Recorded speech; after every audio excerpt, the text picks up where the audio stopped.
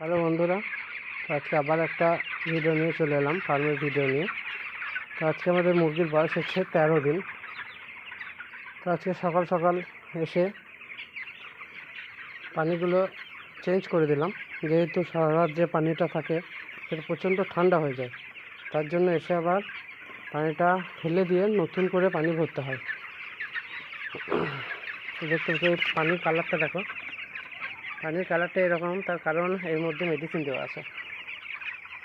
এর মধ্যে একটা মেডিসিন দেওয়া আছে যাতে মুরগির যে রোগ, সেই রোগ যাতে না আসে, সেই জন্য মেডিসিনটা দেওয়া।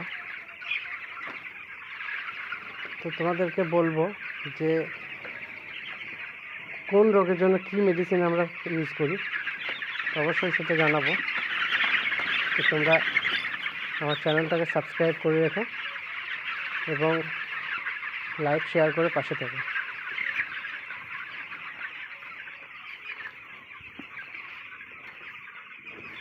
আমার সকাল সকাল কাজটা কমপ্লিট করা হয়ে গেল।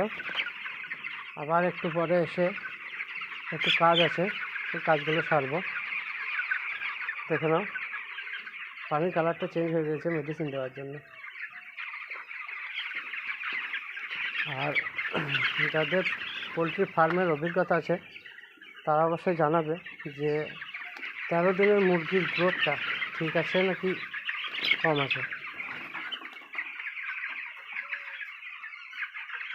এটা একটা কালো মুরগি দেখতে পাচ্ছি,